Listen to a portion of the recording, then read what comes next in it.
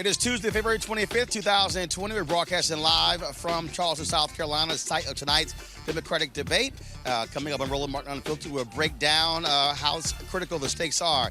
Black voters, for the first time, get their say in this year's election. We'll break it all down right here. It's time to bring the funk on Roland Martin Unfiltered. Let's go.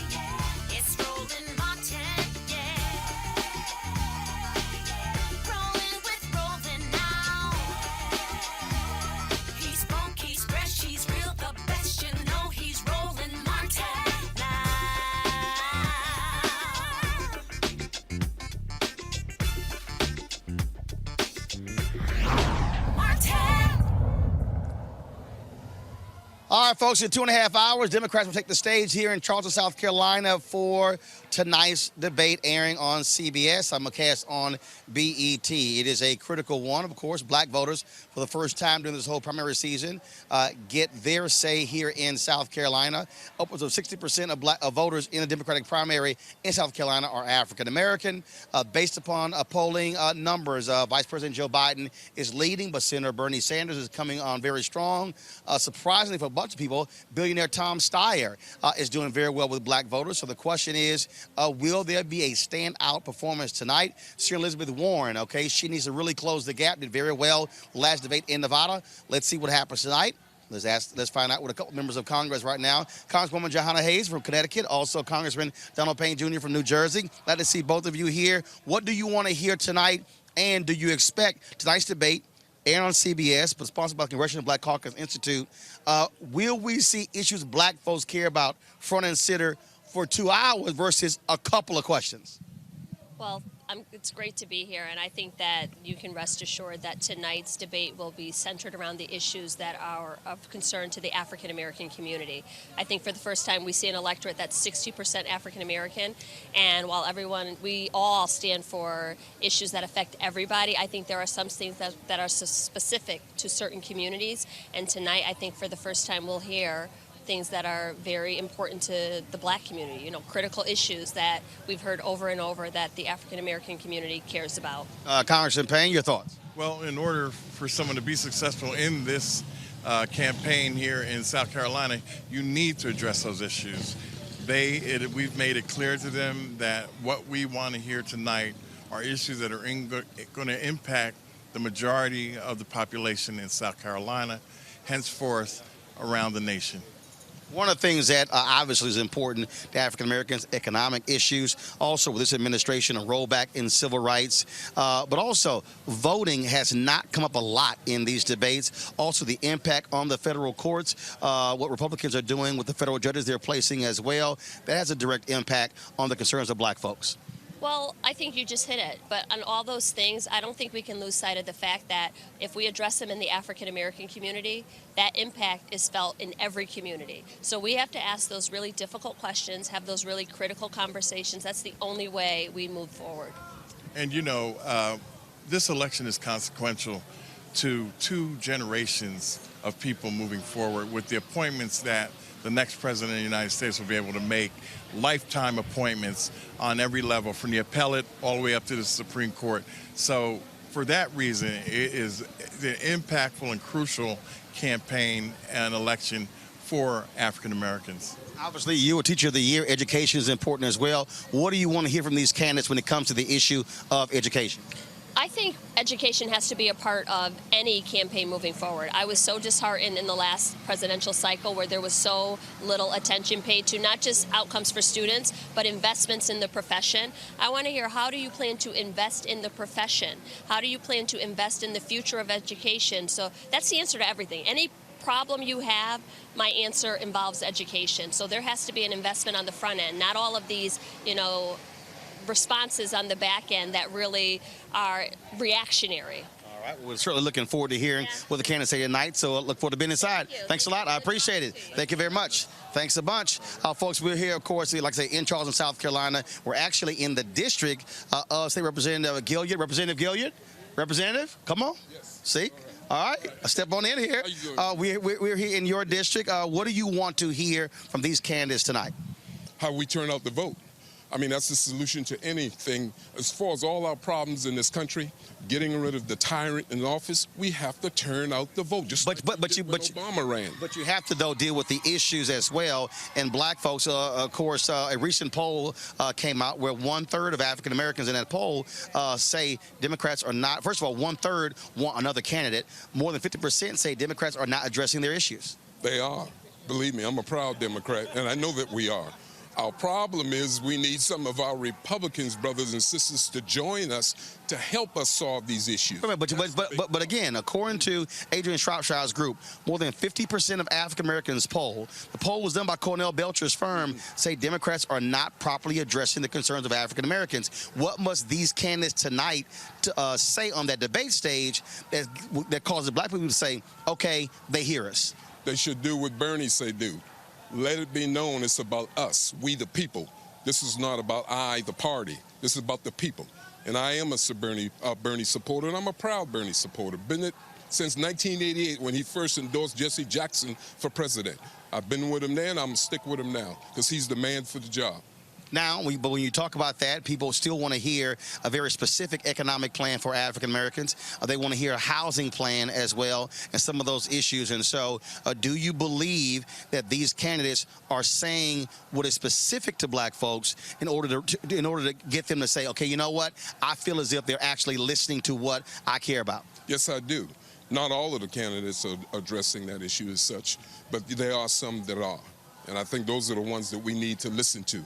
I mean, you're in the middle of my district here that I proudly represent, and we're trying to address housing issue, homelessness, education, jobs. So, yes, some are doing that. Okay. All right. We appreciate it. Yes, Thanks sir. a lot. It's good seeing you. Absolutely. Right. Again, folks, you hear folks out here who are protesting. You got Biden supporters, Bernie Sanders supporters, Medicare for All supporters. There are various people here. At some of the previous debates, you've also had people who are also putting pressure on the Democratic candidates to speak to the issue of school choice and charter schools. Howard Fuller, of course, he's been there in Houston at the TSU debate. They were there in Ohio as well, in Atlanta. Howard is here right now. Howard, since you started this whole issue in terms of really trying to put pressure on these candidates, as everybody know, I'm a school choice supporter as well. Are you hearing what you want to hear, or do you believe that the candidates are still not really addressing this critical issue? They're still not addressing this issue, and when they do address it, they oppose what our families need. I've been down here since Thursday, and I've been visiting with black people. I went to a charter school, Roland, that serves about 280 poor black children in a housing project. All of the teachers in that school are retired black educators. And I heard their voices about why charter schools are important. On Sunday, I spoke at Ebenezer AME Church. And I talked about this need to have options. The school that I'm talking about came out of Ebenezer. So what's clear is these people, man, are still not addressing the needs of black people.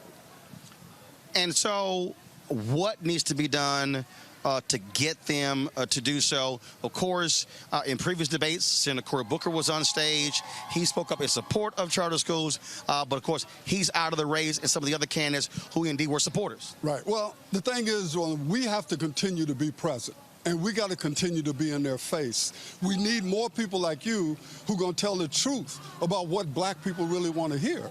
Not only about education, but about a whole bunch of other issues. And these people are not addressing these issues.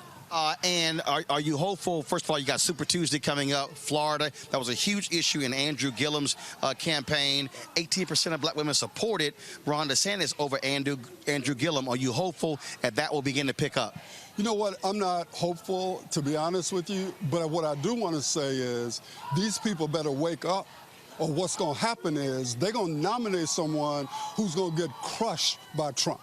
And so at some point in time, they're going to have to recognize they cannot win this election just with the teachers union. All right. Hopefully, we appreciate it, man. Thanks a lot. All right. Again, folks, there are going to be a number of things that come up. As I said, this debate is being sponsored by the Congressional Black Caucus Institute. It's airing on CBS. So the question really is, what are the issues going to come up? Or will the moderators, two African-American moderators, you have Gayle King, who was one of those moderators, and Bill Whitaker from CBS. The question is, will our issues be front and center, or will they get ignored like they have in the past? I want to bring in, of course, my panel, Melik Abdul, Republican strategist, Kelly Bethea, communication strategist, Michael Brown, former vice chair, DNC Finance Committee. Michael, I want to start with you. This is a huge state, obviously, where for black voters, and you would think that tonight's debate will put them front and center. I'm not necessarily sure. Hopefully the folks at CBS won't just ask a race question or two. They're actually going to go in depth talking about black housing and economics, African-American businesses, questions that are specific to African Americans. Well, you're right, Roland, and I'm glad you're down there, and that's one of the great things about Roland Martin Unfiltered is you go to the places where people matter, especially black folks. So thank you for doing what you're doing. You know, it is a big night, and obviously Saturday is even bigger because people obviously get a chance to vote. And I don't necessarily think every single solitary question has to be a black issue, because other issues also impact the black community on a global scheme. So it should be a kind of a balance between issues related to the African American community and then issues what black folks don't care about terrorism, black folks don't care about the economy. Of course they do. So it should be some kind of balance relative to how the questioners or the panelists ask the candidates. Sorry, Kelly, I don't want balance. Here's why. I look at all these other debates, and the bottom line is, you know what, maybe that was a question or a couple of questions. Bottom line, for me, if this is going to be a CBC Institute debate, this is what I expect. Look, when there's a debate on Univision, guess what? A hell of a whole lot of questions pertain to the concerns of Latinos, and so that's what I want to see tonight. Your thoughts? I agree with you, especially like you said, the CBC is founding, or the CBC Institute rather, is sponsoring this debate. I feel like, considering that there are there are not too many debates left after this. This is really like our only chance to really put black issues on the map and to really get granular with those black issues on a national scale. So I want to hear about criminal justice reform, but I don't want to hear just the phrase criminal justice reform. I want to hear about what their plans are regarding collaborating with Mississippi, the state of Mississippi, and the Parchman Penitentiary, and how they're going to either tear down the building or renovate the building to make sure that these prisoners are having, adequate human rights actually implemented. Instead of just hearing about health care, I want to hear about black maternal death rates actually increasing in this country, and us being the only first world country, so to speak, to have this kind of predicament. I want to see and hear how they're going to plan those things. I want to hear about the economy, but not just about any part of the economy. I want to hear about affordable housing. I want to hear about plans to close the wage gap between blacks and whites, and black women and white women, and all those things. We can get granular today if the moderators do their job and if the candidates were actually prepared well. I'll tell you this, Melik, I remember the last time there was a debate here in South Carolina, and there were a few questions, but pretty much a lot of concerns of black folks have pretty much got ignored because the moderators were asking these very general questions. To me, look, as somebody who knows how to ask questions, there is a way to speak about broad issues. If you want to go international, these candidates should be asked about Donald Trump limiting people from Nigeria and other African countries from coming into this country. They should be being asked about countries like Nigeria, in terms of we get significant amounts of oil, what is happening with policies there. Also, so you can go international in that way. You could talk about, of course, what's happening with Haiti and other nations, but also we have to deal with the coronavirus and the impact as well that can hit anybody, and how you have a Trump administration really having difficult times even answering questions about even Republicans in the U.S. Senate. Now, I'm going to play something a little bit later, again, this to me is where we want to hear what we care about, because we're used to having our issues being put on the back burner and other folks' issues, namely white Americans, being front and center. I think I'm going to just agree in part with both Kelly said and what Mike said. I think that, you know, on the front end, I am not expecting there to be an entire debate about black issues, but I am expecting them to be able to go in depth on the issue. I can't think of the last gentleman that you were interviewing, but I definitely hope Howard Fuller. Yeah, Mr. Fuller. I definitely hope that the candidates and the moderators ask them to really dig deep on this whole notion of school choice. You know, we really haven't had that type of debate, I don't think, in this entire cycle at all. And so I think asking questions like that, we can really dig in deep. I agree with affordable housing. And in fact, if you really want to know, I think it was last week when the young lady, the organization that came out with a blueprint of black issues, I can't think of what the young lady's name was, but if you want to know what questions to ask, well, that's a pretty good guide on some of the things that we're interested in. Again, I don't expect them to go through every single issue, and there will be people who will be upset that X issue wasn't selected as far as, you know, X issue versus Y issue wasn't chosen, but I do think that they can have a really robust discussion on issues that matter to us most. So yes, things like Senate, not just, you know, Kelly was talking about prison reform, that type of thing is great, but sentencing reforms, talking about, and me, just as a Republican, I want to hear how they're willing to work with the other side to get things done, as opposed to what we normally hear is that the other side is evil, and so we just need to come in there and fix everything. I think there needs to be a discussion about how we move forward outside of the politics. And so that's really what I'm looking for. In addition... Well, first of all, Malik, let's be real clear. There have been more than 300 bills that have been passed in the House, many of them bipartisan bills that McConnell hasn't even taken up in the Senate. So you have examples where Democrats have actually worked together with Republicans, but you have Republicans in the Senate, like Mitch McConnell, who want to move forward on those bills. And so let's just be clear, that's actually happened. I got to ask y'all this question here. I said before the last debate that was in Nevada that Senator Elizabeth Warren and Vice President Joe Biden needed to crush it in the Nevada debate. They did. What do you expect to happen tonight? So much of the fire was targeted at Bloomberg. At some point, Michael, these Democratic candidates are going to have to take on Senator Bernie Sanders and knock him down a peg, because he is clearly the front runner, winning by huge margins in Nevada, coming on strong in South Carolina, and polling well in the 15 Super Tuesday states. And so you would think that they are not going to ignore him this time and only focus on Bloomberg.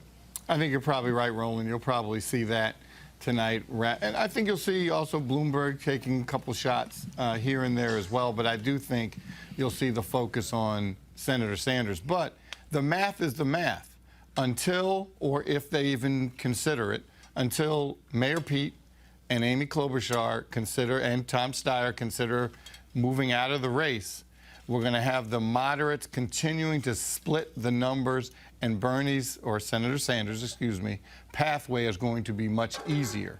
And if you believe some of the folks on the Hill that think that Senator Sanders on top of the ticket actually also hurts down ballot, then you could see some interesting things coming through the summer and possibly at the convention, especially if they get to the second ballot at the convention, where superdelegates can play a role. Malik, one of the things that, again, we talk about this this debate and then what's going to happen, again, I go back to when you look at the targeting of the front runner, they really did not go after Sanders in the last debate. They got to do it this time because, look, you got to knock him down. You can't just simply give him another free pass. Last debate, 20 million folks watched it. Right. Yeah, so I expect them to actually go after Bernie this time. It made sense to really go after Bloomberg in the last debate simply because he was the story of the day. So a lot of people were talking about how much support he's getting, and he is getting a lot of support from many black people across the country, mayors specifically, but I expect them to definitely go after Bernie But let's be clear, they've done this before. So Bernie has been the target before. I expect them to definitely go after Bernie tonight, and I expect Bernie to respond as he had every single time people have gone after him. But he's the target tonight, not Joe Biden, definitely Bernie Sanders, even though I'm still expecting Joe Biden to pull out a win in South Carolina. Let's game this out, Kelly. Look, I think if the moderators tonight do their job, they question Mike Bloomberg about stop and frisk, about him opposing a settlement for the Central Park Five.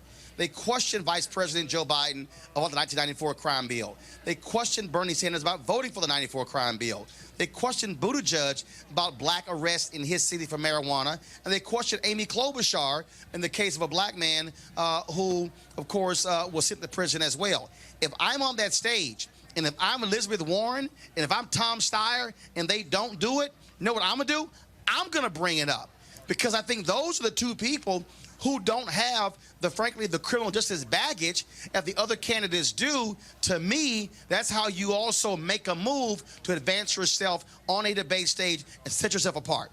No, I definitely agree with you there. I think people will be a little bit surprised at how much popularity Steyer has in South Carolina. I think we talked about this a couple weeks ago, how Steyer has actually been gaining ground in South Carolina because he has been saturating their media with political ads for months. So when you talk about his relationship with the state and with the constituents therein, especially the black community, that's exactly where he went when he went to South Carolina. He has been really just trying to hone in on black people in South Carolina for months. So I wouldn't be surprised if Steyer's even a favorite. I don't know if he would win South Carolina, but I think he would be further up on the placement sheet than we might anticipate. Regarding Warren, again, I agree with you. I wouldn't be surprised if we have another moment with her, how she grilled Bloomberg, if she grills Biden or Sanders the same way. But again, with Biden in South Carolina, he's actually taking the lead right now. So I would actually not necessarily go after Bernie Sanders full throttle. I would also go after Biden as well, because there still is a chance that he will take that state. And knowing that chance is very viable, I would go after him as well. Hey, Roland, can I just say, Mike? Okay, yeah, go ahead. Yeah. That's weak. Yeah, I just wanted to say very quickly, I don't think that as far as attacking Biden or Bernie on the crime bill, I honestly don't think that's a dog that really hunts nowadays. Warren can go after him, but the reality is that the first black president chose Joe Biden with his history voting for the criminal justice, the 1994 crime bill. So, yeah, she can make the attack, but I just don't think it's something that's really going to stick with Joe Biden for any reason. Actually, I think you're wrong. And the reason why, because, again, in all of these debates, in fact, in the last debate in Nevada, they had this one moment where they were going back and forth on criminal justice reform, and nobody questioned Biden on it. The reality is you still have to force Biden to answer the question, how can you stand here and say you're going to do this, when you were the author of the bill that played a critical role when it came to mass incarceration? You have to force him to answer the question. You can't just give somebody a pass because it is an issue. And Roland, I'll tell you what other dog may hunt is they've also given Senator Sanders a pass, except for one time Vice President Biden mentioned it on his record with the NRA. Every person up on that stage has an F rating with the NRA except Senator Sanders. So it seems to me they need to hit him on his relationship with the NRA as well. Yeah, absolutely. And that's the point. I mean, the bottom line is this here. Look, one of the mistakes that Senator Elizabeth Warren made, frankly, was that she was running this unity sort of campaign. No. Okay, you unify the party after you win the nomination. Okay, you have to win the nomination. And this whole idea you can play nice, and you know, I don't really want to go after somebody. Okay, fine. Guess what? You're going to keep coming in 4th and 5th place. At some point on that stage, you have to separate yourself from someone else, and you must challenge them, and you must go after them on an issue like that.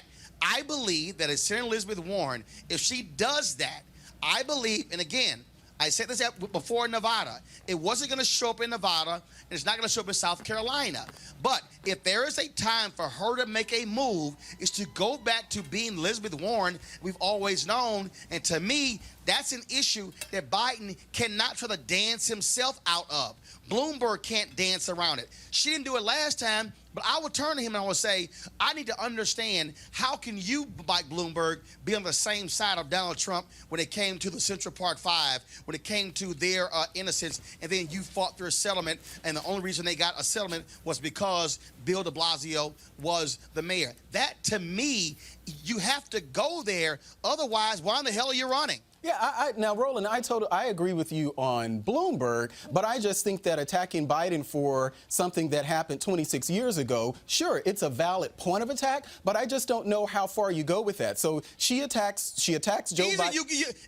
You go with it as far as you can, because even though that was 26 years ago, it still resonates today. Right. So I totally but get. You don't. But here's the deal. Okay, President. In the perfect example, in the last debate, what did Joe Biden do? I passed this. I passed this. I passed this. Don't forget, I passed this. And somebody should say, and guess what? You also passed a 94 crime bill.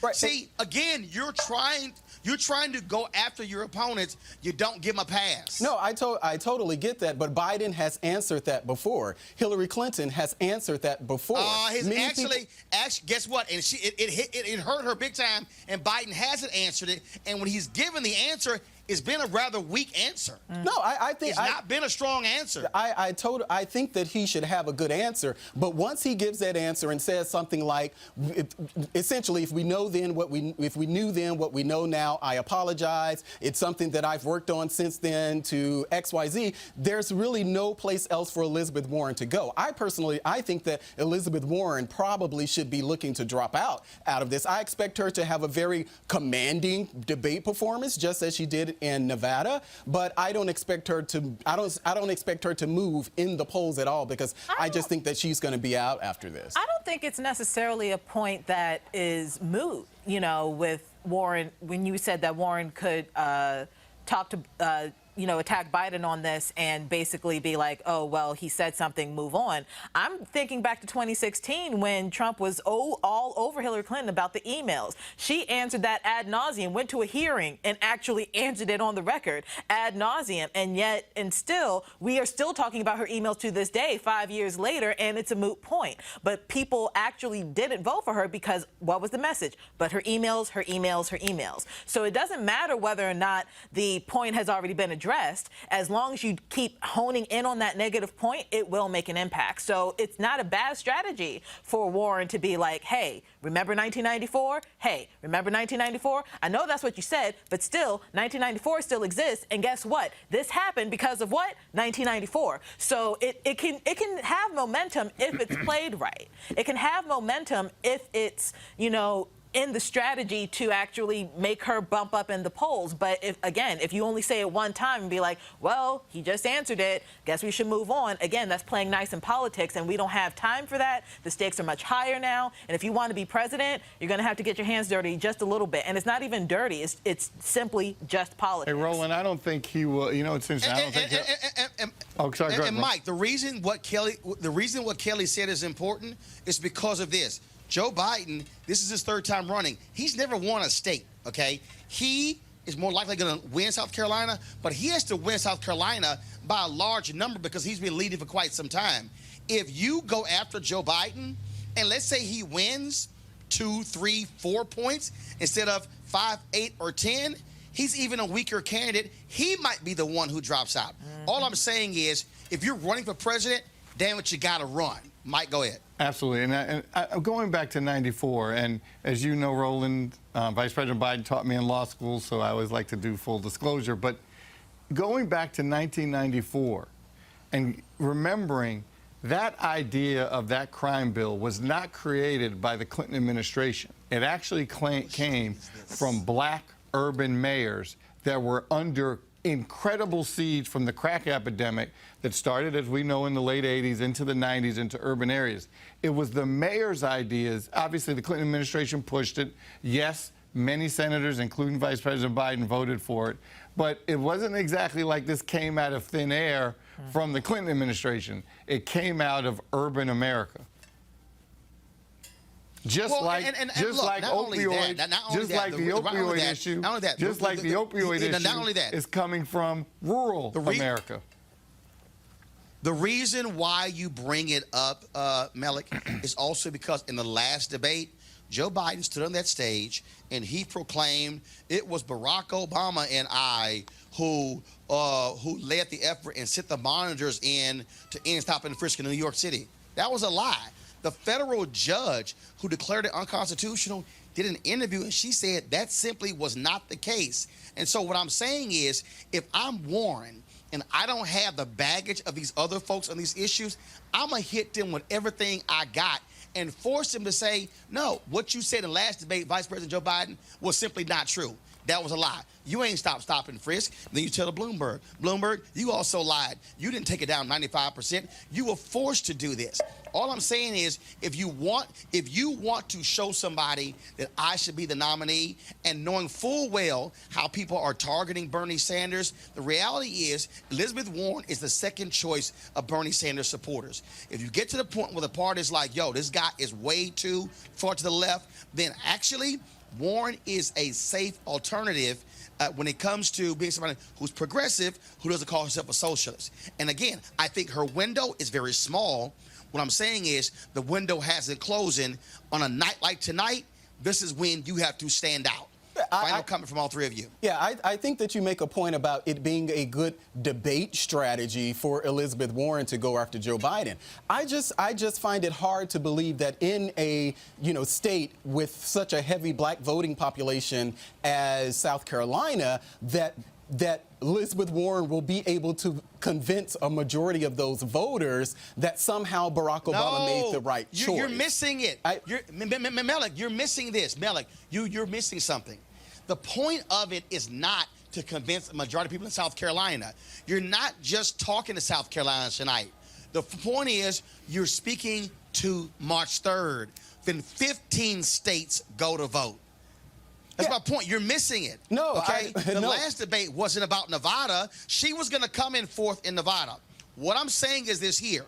If you're sitting here watching the moment right now, and you're seeing what's going on, and you're seeing people saying, okay, Bernie is cementing his status, and then you have Democrats who are saying, well, we're looking for an alternative. What I'm saying is, if I am going to try to stay in this race, I got to figure out some way to hit you, and I'm going to use the strongest thing to hit you with, and that's why I'm saying you got to force Biden to stand on a debate stage in front of a black audience and say, I need you to address that crime bill and the after effects of it, and then exactly what are you going to do? I need you, Bloomberg, to say, what the hell are you going to do when it comes to repairing the PTSD of the more than 5 million people who were stopped when it came to the issue of stop and frisk, and also address Central Park 5, and then Buttigieg and force Amy. All I'm saying is, enough with the niceties. At some point, if you're going to stand on that debate stage, damn it, you got to get your ass in the game and stop playing nice and hit your opponents with everything you got. Otherwise, you might as well go back home. I totally agree, again, that it's a great debate strategy for Elizabeth Warren. What I'm talking about is the effectiveness of that. I don't think that she will be able to paint him as this person who has this really weak history on criminal justice reform because of the bill. I just think his attachment, being the vice president to the first black president of the United States, it doesn't inoculate him. I think that he deserves the criticism. I just don't think that that's a convincing message so many years later with not just Biden, but with so many even members of the CBC at the time who supported the bill. I just don't see how that becomes an effective strategy to get more people to support Warren. I tell you what, it sure hurt Hillary Clinton, Kelly. And not only that, Kelly, you got the video of Elizabeth Warren fighting Joe Biden in a Senate hearing when it comes to the bankruptcy bill. And what she should do, that's what she should say. And Joe, you and I went toe-to-toe, and you stood with the banks against the consumers. What I'm saying is there is a way, Kelly, for Senator Elizabeth Warren to be able to go after the front runners in a way that can actually help her. And again, we know after the New Hampshire debate, of the late deciders, 1/3 went for Amy Klobuchar. We know after the Nevada debate, 1/3 of the late deciders went to Warren. What I'm saying is, I'm looking tonight to see who is going to be the ones that stand out. I think moving forward, Buttigieg is polling around 2% from black folks. You have Klobuchar polling at 0.5% among black folks. And so I think if you're talking about who's going to probably in the situation and drop out, look, it's four people really. Okay, it's Steyer, Klobuchar, Buttigieg, Warren. What I'm saying, Warren's polling better than them among African Americans. I'm saying this is where you make the move and you force Sanders, Biden, as well as Bloomberg to deal with these issues. Kelly, then Michael. I absolutely agree with you. And one point to be made regarding debate strategy, everything that's said on that debate stage doesn't stay on the debate stage. Like you said before, what is said tonight is going to carry into the next debates and primaries, specifically Super Tuesday.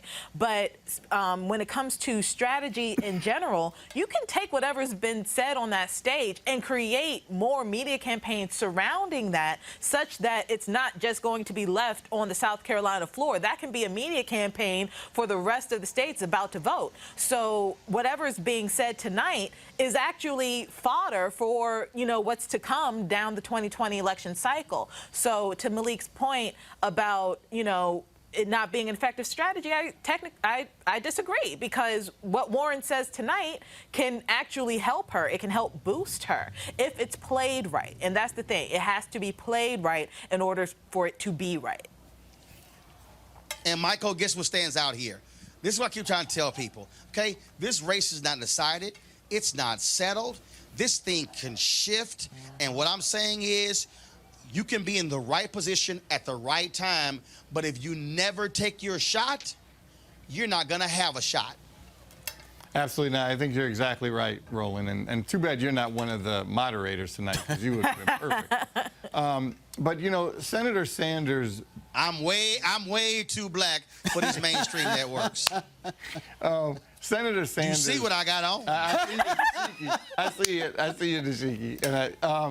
And it's very nice. Yes, you look very nice in it, as Kelly said. All right, so Senator Sanders' base is very similar to Trump's base.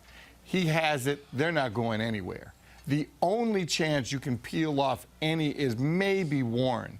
They're not going to Biden. They're not going to Bloomberg. Maybe at the end of the day, obviously, if he's not the nominee. But in the meantime, so it's the technicians have to go in different directions. I think Warren has to go after Sanders. I mean, yes, she can maybe take a swipe at Biden if she wants to, but that's her problem. Her problem aren't those moderates. Her problem is Bernie. Yep. And then different people have to go after different people. The moderate folks have to go after, like I know Joe is Mr. I'm Uncle Joe, a nice guy. He hasn't really gone after the moderates very hard because he has to get them out of the way. The only way he has a chance to deal with Sanders. So it's different angles and different. I don't know if Biden needs to waste time taking a swipe at Bernie. He needs to deal with taking swipes at those other moderates. Everyone has a different place to go. Yep, I agree. Got to go to a break, folks. When we come back, we'll talk to a sister who is trying to unseat a Republican in North Carolina. That's next on Roland Martin Unfiltered, broadcasting live from Charleston, South Carolina, site of tonight's Democratic National Debate. Back in a moment. You want to check out Roland Martin Unfiltered? YouTube.com/Roland S. Martin. Subscribe to our YouTube channel. There's only one daily digital show out here that keeps it black and keep it real. It's Roland Martin Unfiltered. See that name right there? Roland Martin Unfiltered. Like, share, and subscribe to our YouTube channel. That's youtube.com/Roland S. Martin. And don't forget to turn on your notifications so when we go live, you'll know it.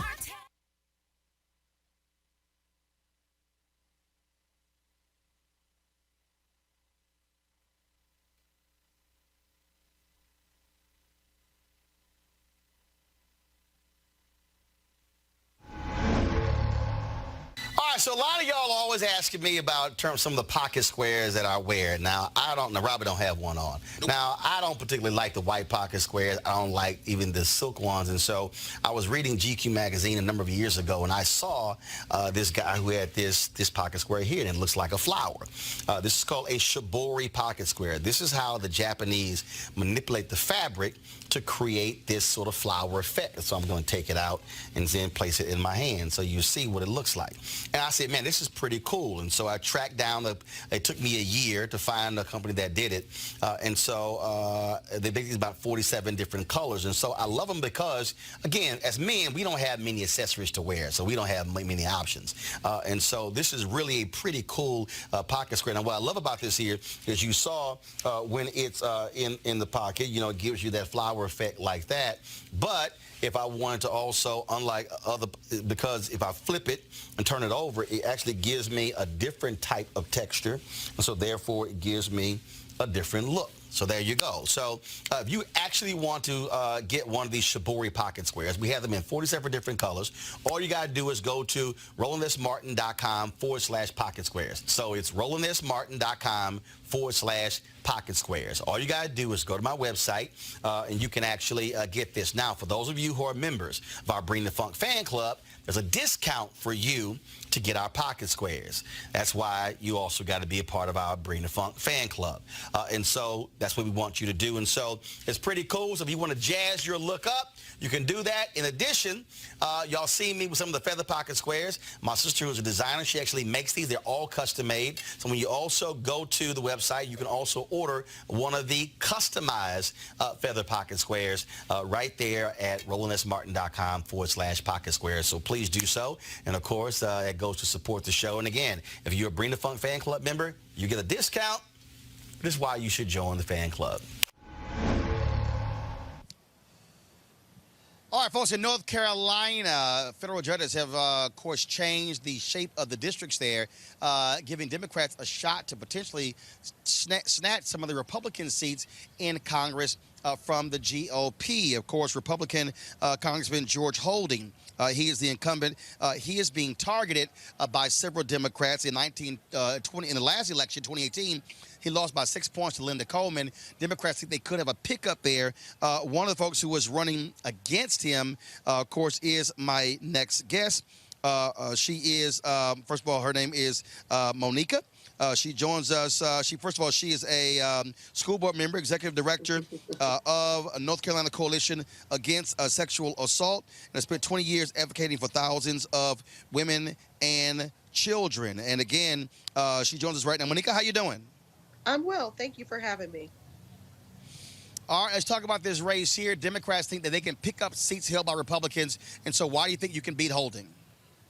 So as you mentioned, Linda Coleman came as close as a Democrat has, and I do believe that's because in our district, like many districts in North Carolina, Black women voters are super voters. And I think she broke down many barriers in 2018. And so when I was recruited, that was one of the major factors for me, is believing that she set the tone for me to move forward, to really continue to make sure our super voters and our low propensity voters actually had a reason to show up to the polls. And so, obviously, of course, all that hard work going through the court system now reshapes these districts. And so, first of all, how is it looking right now leading up to the primary, of course, as opposed to the general? So right now we actually haven't had any polls run. So we don't actually know statistically where we are. But what I will say is the fact that this is an open seat and a seat that we have great likelihood of getting after the primary, because as you mentioned, the gerrymandering has happened. So this district is pretty blue. We feel very excited and really feel like the possibility is mine, and the real pathway forward is making sure we have give people a reason to get out to vote. And very similarly to what you're talking about, I would say one of the only disconcerting things we've heard is many people in North Carolina aren't showing up as much as they usually do for early voting, because people are waiting to see what happens in South Carolina at the top of the ballot. And obviously, of course, we're heading into, Super Tuesday is only 4 days after South Carolina primary. And so, again, there's still very much an unsettled race here. Mm-hmm. Very much so. And so I think what you're going to see is more people are not going to early vote and will be voting on Super Tuesday. Again, very similar to South Carolina, although we like to say we're different in North Carolina. We are still holding true to many of the older African Americans really were very strong Biden fans, and I think they really want to see what happens to him in South Carolina. So for me, that means our numbers are not upticking as we'd like them to for Democrat and unaffiliated voters showing up for early voting. I think we're going to see a surge on Super Tuesday.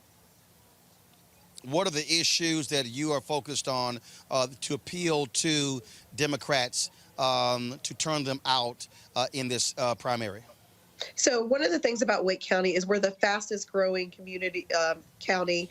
We're the 15th largest school district in the country, and we're noted in many magazines as the best place to work, live, and play.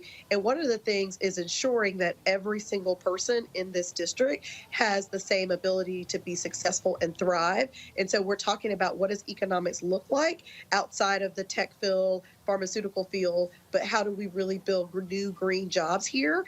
And I think that's what people are wanting us to talk about. The second piece, of course, is healthcare. Without a shadow of a doubt, we're in the South. We've seen a lot of our hospitals close or buyouts, and so people really care about the accessibility to healthcare in addition to healthcare coverage. All right, Monica Johnson Holster, we surely appreciate it. Good luck. Thank you very much. Thanks for having me. All right, folks, got to go to a break. We'll be back on Roland Martin Unfiltered, broadcasting live from Charleston, South Carolina, site of tonight's Democratic National Debate. Back in a moment. You want to support Roland Martin Unfiltered? Be sure to join our Bring the Funk fan club. Every dollar that you give to us supports our daily digital show. There's only one daily digital show out here that keeps it black and keep it real as Roland Martin Unfiltered. Support the Roland Martin Unfiltered daily digital show by going to RolandMartinUnfiltered.com. Our goal is to get 20,000 of our fans contributing $50 each for the whole year. You can make this possible. RolandMartinUnfiltered.com.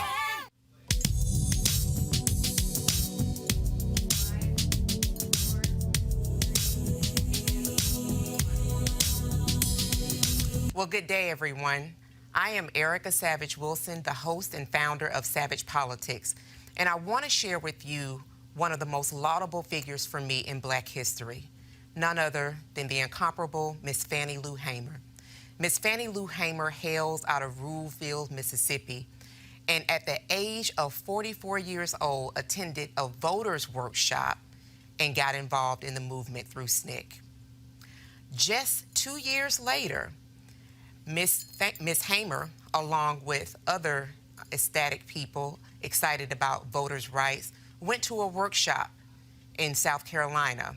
On their way back from South Carolina, June 9th, 1963, they were accosted by white state patrol officers. What ensued later had me weeping angrily as I listened to the audio of Miss Hamer recounting her beating, a ruthless, merciless beating, by 2 jailers and a white state patrol officer.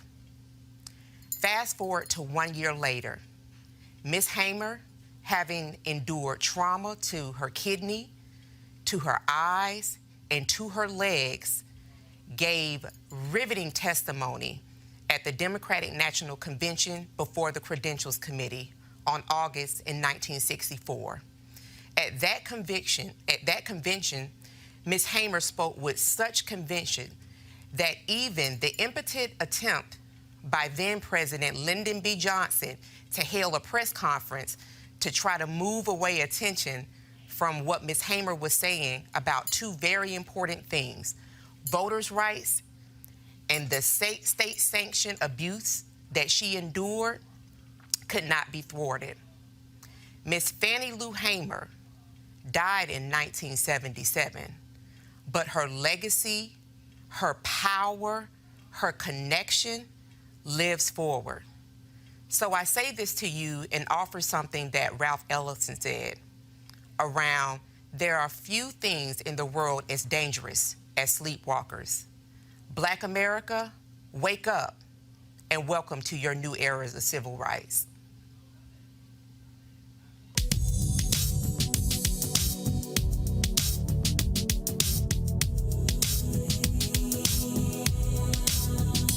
So shocking video on social media today of a young black girl, 6 years old, who threw a temper tantrum in the classroom, ends up being arrested by cops, put in a patrol car, and fingerprinted. Look at this shameful, despicable video.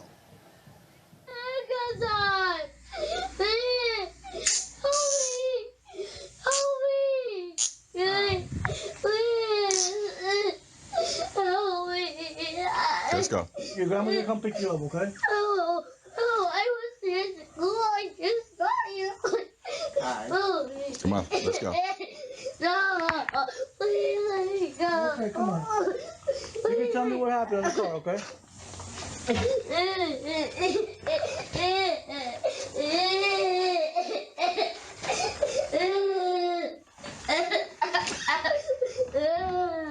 don't want to go in the police car. You don't want to?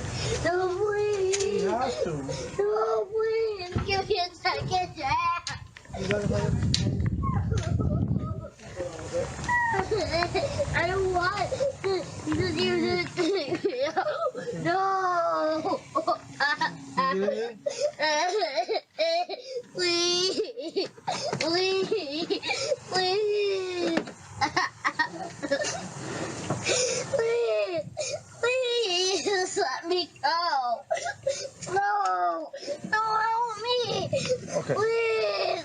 Give me No. a second. Appreciate it. All right, yeah. Call me if you need something. Yep. Okay, I'm watching this video. Y'all, was that cop black?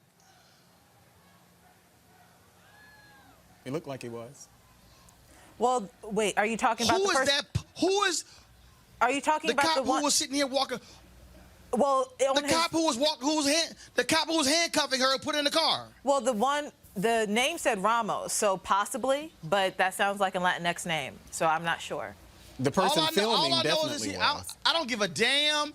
That's a punk ass cop who should have enough damn sense to say, I'm not gonna sit here and handcuff a damn 6-year-old girl because she threw a temper tantrum in the classroom. That's some straight bullshit. Well, first, who called the police? Right. I mean, the teacher, the principal?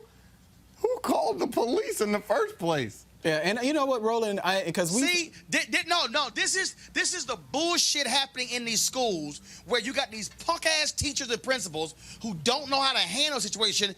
A kid who's 6 throws a temper tantrum. You don't call the goddamn cops. Yeah, and we to handcuff her,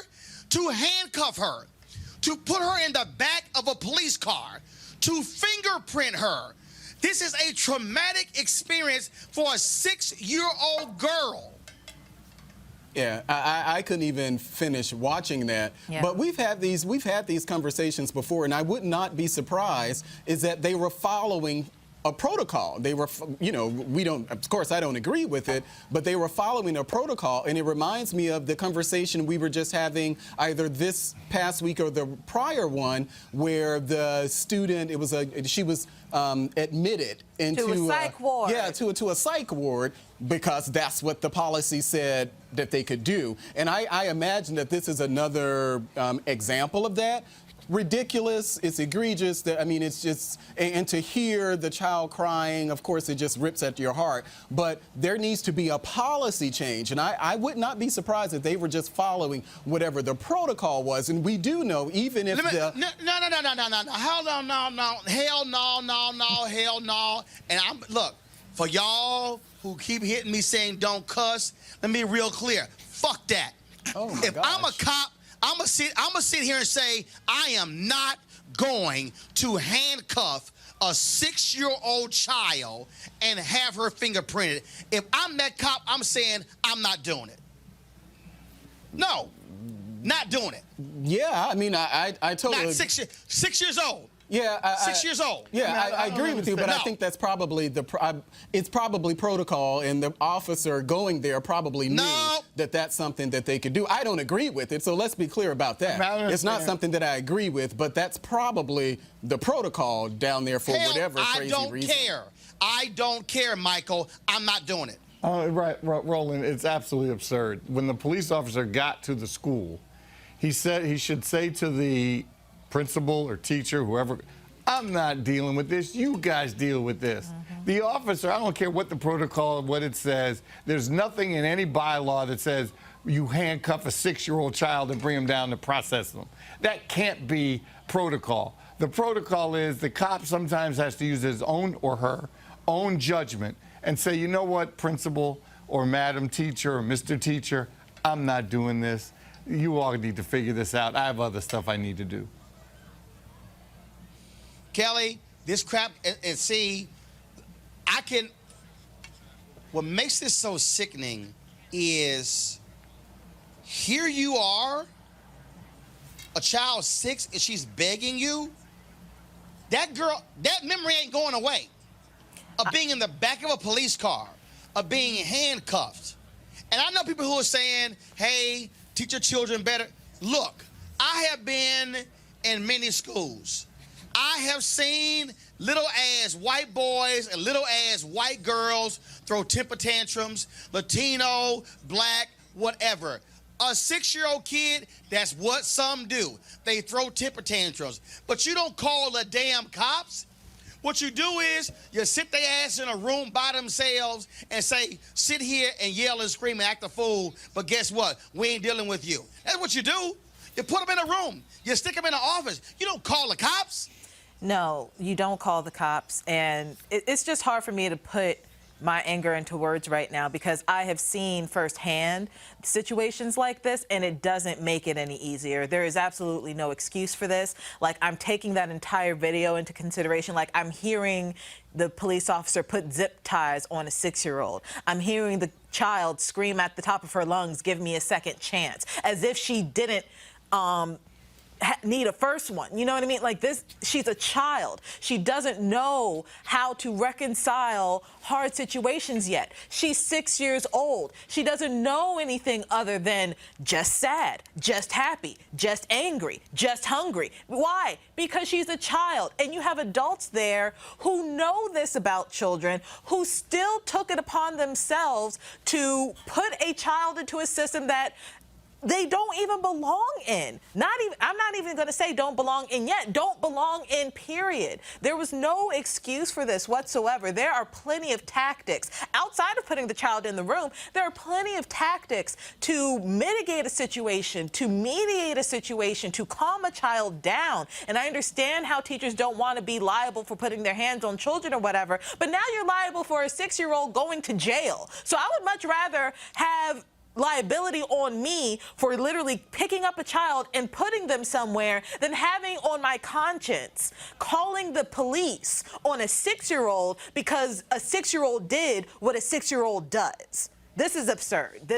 I would hope there would be an unleashing of protest against the police department, against the school, against the principal, against the school district, and whatever needs to be done. If this is policy, change it, because here's the deal.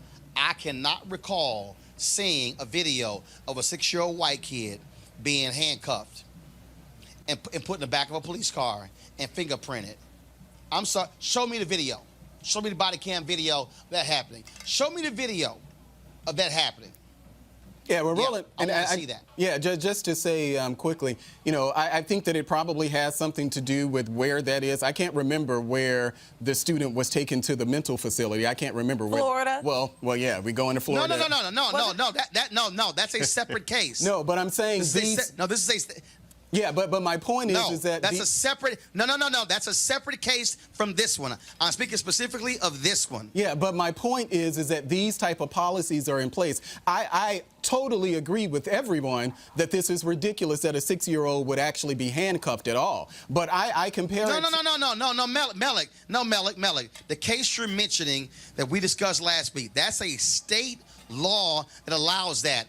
I don't know that there's a state law in Florida that says if a child throws a temper tantrum, you are to call the cops. Yeah. And then that child is to be arrested and fingerprinted. Yeah, well, I'm not arguing in favor of it. Like, I agree with everyone that it's ridiculous. What I'm saying is what I'm saying is, do you know for a fact it's a policy? You keep saying it's policy. Do you know for a fact that this is the protocol? I've never said that. I've never actually said that it was policy. What I've said that it's very well that it could be policy if they have the whoever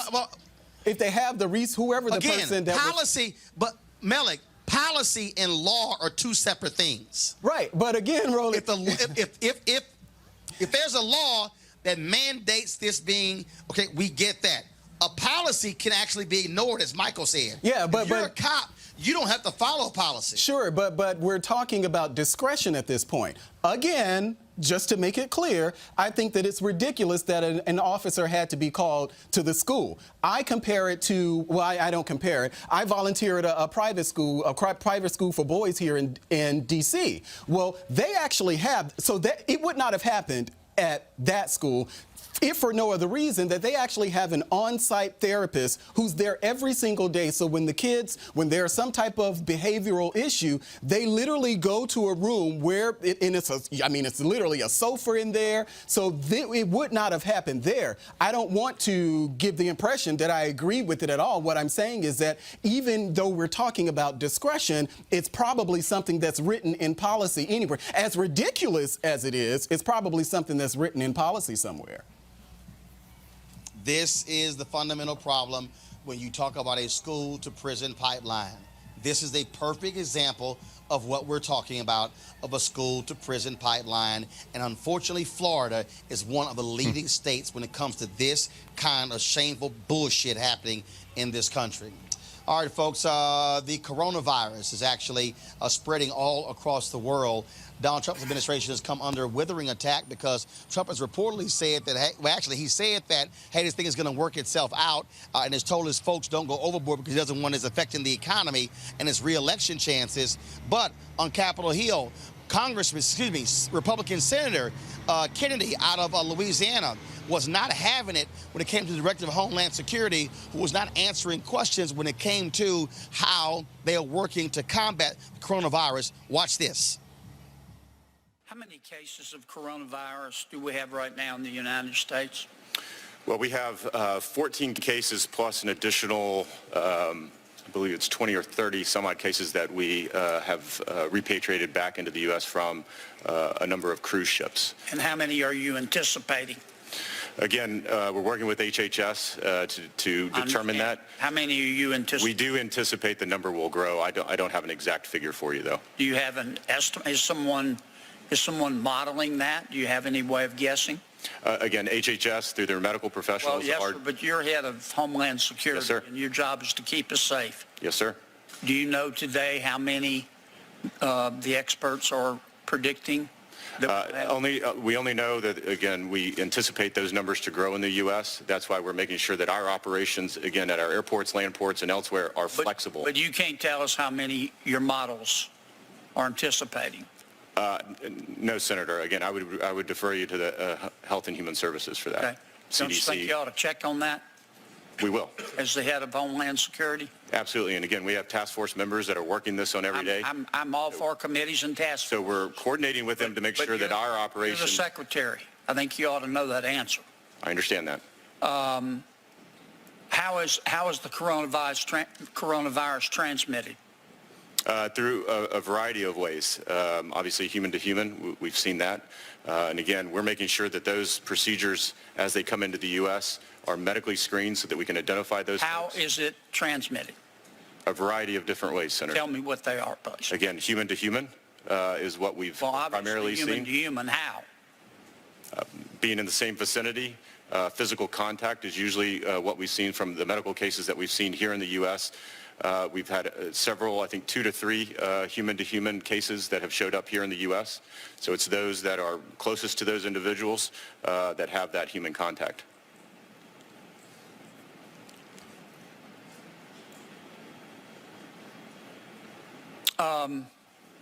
What's the mortality rate so far, nationwide? I believe it's worldwide. Worldwide, I believe it's under 2%. How much under 2%? I'll get you an exact figure. I'll check with CDC on their monitoring the worldwide mortality rate, and I can get that for you. But you don't know the mortality rate today. It changes daily, Senator. Well, I understand that. Given What's about the average since we discovered the virus? Again, it's under 2%. It was as high as 3. Numbers were recalculated based on reporting from China. Is it between 1.5 and 2?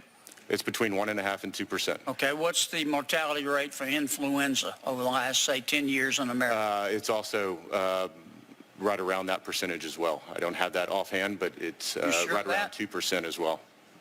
You sure of that? It's a little bit, yes, sir. Okay. Do we have enough respirators? To my knowledge, we do. I'm focused on making sure that our operators at DHS make sure that they have the protective equipment. I know HHS, as part of the supplemental, Well, we just heard testimony that we don't testimony from, in a briefing. okay, So you're head of Homeland for Security. medical professionals or for sorry, I You're don't head of understand the Homeland question. Security. Do we have enough respirators or not? For patients, I don't understand the question. For everybody, every American who needs one who gets the disease. Again, I would refer you to HHS on that. Mr. Secretary, My budget you're supports. supposed to keep us safe. My budget supports the men and women You're of the the Department of Homeland Secretary of Security. Homeland Security, Yes, sir. and you can't tell me if we have enough respirators. What I would tell you is that the budget, my budget, our operations are focused not only on the men and women of DHS, making sure they're protected to do their jobs, to screen individuals coming in. We're working with HHS, You don't know. CDC, and their You don't know budgets the answer, do you? to ensure that they have enough medical Do equipment. we have enough face masks? We, for the Department of Homeland Security, we I'm do. not asking for the Department of Homeland Security. Are you looking I'm asking for the American people. for the entire American public? Yes. No, I would say probably not. Okay. How short are we? I don't have that number offhand, Senator. I will get that for you. Okay. But I want to be sure I understand. Somebody Yes, sir. is doing modeling Yes, sir. on how many cases we're anticipating. You're Yes, sir. just not aware of that. You're asking me a number of medical questions that I'm asking you CDC questions and because you're HHS Secretary of are the focusing Department on. of Homeland Security, and you're supposed to keep us safe. Yes, sir. And you need to know the answers to these questions. And How far away are we from getting a vaccine? in several months. Well, that's not what we just heard testimony about. Okay. Who's on first here? HHS is What's the on lead second? federal agency for the coronavirus response. You're telling me we're months away. That's your testimony as Secretary of Homeland Security. What I have been told by HHS and CDC, yes. And have you probed that to make sure that's accurate? Yes. We continue, every day we have task force meetings with those individuals and elsewhere talking about a number of these Well, your issues. numbers aren't the same as CDC's. Then I would certainly defer to CDC on our medical questions. Well, don't you think you ought to contact them and find out whether you're right or they're right? We're in contact with them every day on our task force. But you don't know why planning you have for a 'em. discrepancy. I would refer you to the CDC on Mr. specific Secretary, questions. I'm going to hush here. You're supposed to keep us safe, and the American people Senator- deserve some straight answers on the coronavirus. And Senator, I'm not getting them from you. I That's disagree. all I have, Madam Chair. Woo, Michael, Republican Senator Kennedy was not too happy. I would think that the Secretary of the Department of Homeland Security might want to be able to have those answers because this thing could spread real fast. Yeah, he obviously needs to tighten up his responses. There's no question about that. But I also think, Roland, as you know, I think there's some politics being played too by Senator Kennedy. He is a staunch supporter of 45. So I think he wants to show that he can be tough on the administration. And this is an easy issue to be tough on the administration on, related to health. 45 has already made some crazy statement that once it gets warm, it'll be better and everything will be fine. That's not what the coronavirus is all about. So I think there are a lot of different things playing on this. But I'm glad he questioned them. I'm glad he's pushing him to the wall. He should have the answers to the questions. Maybe they should have a different kind of panel up there. It seems to me they should also have the CDC head next to him. They should have HHS there as well. He's not capable of answering these kind of questions, whether he thinks he should or not. Well, actually, here's why I'll push back on that, Kelly. The reality is this here. Senator Kennedy was tough on one of several of Trump's judicial nominees, and one of them, who was so dumb he couldn't answer questions, actually pulled out. And so even though he's a staunch Trump supporter, I mean, bottom line is, if I'm a senator, even if you're a Republican, you care about whether or not Americans are going to die because of the coronavirus. Sure, and his questions were valid. I just don't think that was the specific person to ask questions to. I mean, you have a Surgeon General, you got heads of CDC, you have people who are actually working to try and solve this matter. every single day, as opposed to being the acting Secretary of Homeland Security. So I don't even know how long he's been there, you know, because it still says acting. Well, hold up. Okay, first of all, you got to remember, Donald Trump is afraid of any of his people getting confirmed by the Senate, and so there's a whole bunch of acting people all around the administration. And that's a fair point, but the fact of the matter remains, if he has the same type of track record as the rest of the secretaries, he might not even be all that well versed in this issue anyway, anyhow, regardless if it was coronavirus or not. Just as a caveat, I wish people would stop calling it the coronavirus, because the coronavirus is a general term. This actually has a specific strain of coronavirus, because in all actuality, the common cold is also a coronavirus. So right now, if you really think about it, what's happening right now is the common cold that, you know, you just can't kick. That is actually truly deadly. That has no treatment for it. So that's just a caveat there. Okay, but again, so what's the name of the strain? PC something something. So what do we call it? Let me check. Well, that's why ain't nobody calling that, Kelly. P something something. They ain't calling it that. Covoy-19 is the official name for this virus. That's why they not calling it. You're not walking around going, what is it, cobalt? Who? Covoy-19. Who? Don't play me. No, I'm saying use like co-roll, something Covoy-19. dash 19. It's a good bet Kelly not gonna call it that. That's why they going with coronavirus. The reason I'm just saying. I mean, but the more you say it, the more people will actually say it. So instead of just going for the easy route of saying something general. Actually, they not. Okay. Yeah, no, it's a good bet they not. I'm just saying, you actually don't call something by a technical name. You do want to call something where it's easier for folks to actually remember. Melik, bottom line is this here. Donald Trump has been way too flippant about this here. He better take this thing seriously, because it could reach a pandemic real quick. Yeah, so two things. I think that I agree with Michael and Kelly. They actually should have had the Secretary of HHS or the Director of CDC there to really answer those more detailed questions. Whatever information that the senator got in a briefing, it's not guaranteed that the head of Homeland Security would have been privy to whatever information that he actually shared. Actually, you're wrong, because this Homeland Security actually said in that 6-minute clip that he's a part of the group that's actually sharing them information, so he would know.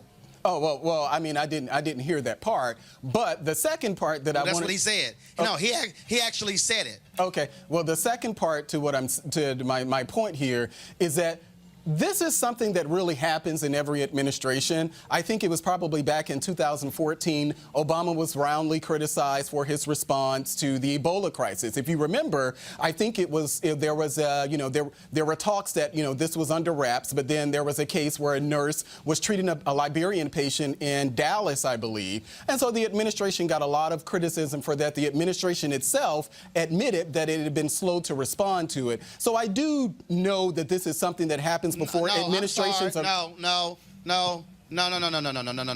Hell no. What are you saying? You had one nurse in Dallas. No. You had one nurse in Dallas. You just had 14 people with the coronavirus who were flown on a plane back into the United States, and the other passengers had no idea. And then it was the State Department that overruled the Centers for Disease Control. No, there's no comparison to that. And hold up, I'm not done. And then the Ebola outbreak did not hit multiple countries.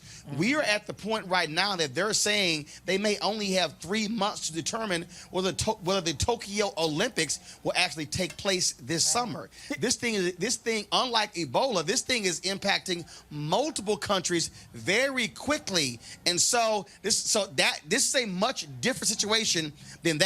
Yeah, well, I don't necessarily. Yeah, I mean the mass effect of it, yeah, that may be different. What I'm talking about is how we criticize the federal government's response to these type of crises. And the Obama administration was criticized roundly for their response to the Ebola crisis. It didn't mean that the Obama administration was not actually doing things to, inform the public, but the Obama administration itself acknowledged that it was slow to respond. So my point is just saying that when it comes to these type of issues, the federal government generally is blamed for it. I don't think that, as far as the President Trump is concerned, I'm pretty sure that he was told that he can't go out there and create a crisis. If you actually look at what happened today when the CDC released their statement, when the CDC released when the CDC actually released a statement. This is the same guy who used a Sharpie talking about a hurricane's going to hit Alabama, and the National Weather Service had to change their whole deal because they didn't want to get criticized. He's known to say stuff without checking with anybody, Mellick. Well, sure, but in this case, I have to give him credit for not driving the fear about it, because if you actually look at what he said, he essentially said, hey, everything is going to be okay. Now, we know that as far as the administration is concerned, they're not going to, say, well, everyone should be concerned that there's a panic, because those are things that really do create panic. What I was saying about the CDC, when they released their statement, when the CDC released their statement today, the market tanked. And so those are things that presidents really are concerned about, whether it's Donald Trump or any other president. Those are things that they take into consideration and how they respond to these type of crises. Mellick, the market tanked yesterday and no statement was released because the coronavirus, or I'm sorry, Coho-19, Kelly. This thing is actually a global issue, and so it goes beyond just the U.S. Bottom line is this here. The questions Senator Kennedy is asking are critically important issues, because if this thing spreads and it spreads quickly, you do want to be able to know how many breathing machines, how many masks. As he said, how are you gaming this out? And the reality is, as an acting Secretary of Department of Homeland Security, this also Homeland Security is called securing the homeland. It's not just a military issue, because you also have to deal with chemical or biological warfare as well. So we'll certainly see what happens. But I appreciate Senator Kennedy, I don't care if he's a Republican, asking those questions, because they need to be answered. All right, folks, we're here in Charleston, South Carolina. As you see behind me, of course, you see the lights beyond us, Gilliard Center, where the debate is taking place. We're out here. You got protesters who are over here. You hear them playing music and things along those lines. And so you have all the media here. And so when you go into that center, as you get closer, that's where the debate is taking place. It's going to be at 8 p.m. Eastern, so taking place about an hour and 15 minutes, airing on CBS, simulcast on BET. Among those who are going to be asking questions, there'll be 5 moderators, including Gayle King, as well as Bill Whitaker. So 5 of the 5 people moderating, 2 are African-American. The whole time we've been here, we've seen digital signs for Tom Steyer coming by here, just passing by all the folks who are here, and the cameras are here, and so you see all the media stands there as well, and so it's going to be a big night. The last debate, folks, it was on NBC. 20 million people watched that debate, and millions more streamed it as well, and so lots of anticipation. This is the first time this debate, of course, taking place in a state where African-American voters have significant number of the votes. Upwards of 60% of the people voting in South Carolina will be African-American. Voting is taking place on this Saturday. And so this is a crucial debate. And also, of course, the debate is Saturday. Then you got Super Tuesday next Tuesday. I want to thank our panel for being there. I got to go because we got to go inside and get ready for the debate. We're certainly going to have coverage on this tomorrow. We'll be broadcasting tomorrow from Charleston, South Carolina as well. Don't forget, if you want to support Roland Martin Unfiltered, please go to RolandMartinUnfiltered.com. Join our Bring the Funk fan club. Your dollars make it possible for us to be able to broadcast on location, remote, from places like this. This is why it matters for you to support what we do, to remain an independent media source that's speaking to our issues and our concerns as well. All right, folks, I'm going to see you guys tomorrow. We'll talk about the debate. I want to see your comments on social media as well. Be sure to join our YouTube channel, subscribe to it, and also click turn your notifications on Periscope, Facebook, and YouTube. So anytime we go live, you're notified when we go live. All right, folks, I got to go. Holla!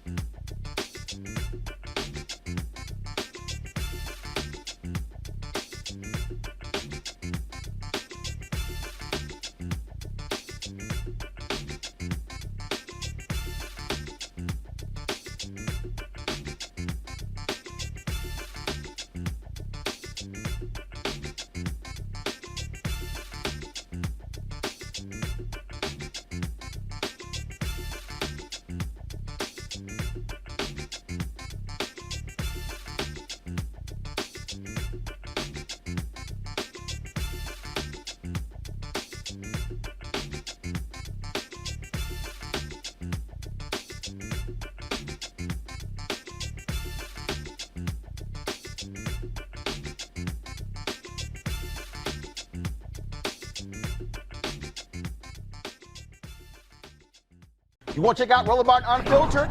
YouTube.com/Roland S. Martin. And subscribe to our YouTube channel. There's only one daily digital show out here that keeps it black and keep it real. It's Roland Martin Unfiltered. See that name right there? Roland Martin Unfiltered. Like, share, and subscribe to our YouTube channel. That's youtube.com/Roland S. Martin. And don't forget to turn on your notifications so when we go live, you'll know it. Hey everybody, this is Sherry Shepherd. You're watching Roland Martin Unfiltered, and while he's doing Unfiltered, I'm practicing the wobble. Yes, I am. Because Roland Martin's the one, he will do it backwards, he will do it on the side. He messes everybody up when he gets into the wobble, because he doesn't know how to do it, so he does it backwards. And it messes me up every single time. So, I'm working on it. I got it. You got Roland Martin. Hi, my name is LaToya Luckett, and you're watching Roland Martin Unfiltered. What's going on, everybody? It's your boy Mac Wiles, and you are watching Roland Martin Unfiltered. What's up, y'all? It's Ryan Destiny, and you're watching Roland Martin Unfiltered. What up, Lana Well, and you are watching Roland Martin Unfiltered.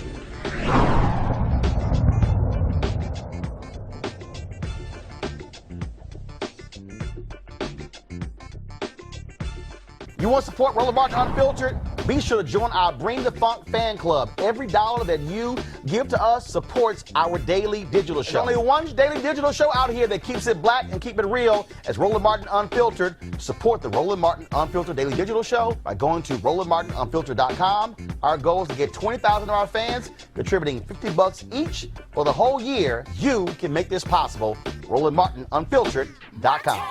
Hey fam, want to check out Roland Martin Unfiltered? The blackest show on all of digital, cable, and broadcast. Check out our audio podcast. There's only one daily digital show out here that keeps it black and keep it real. It's Roland Martin Unfiltered. Press play.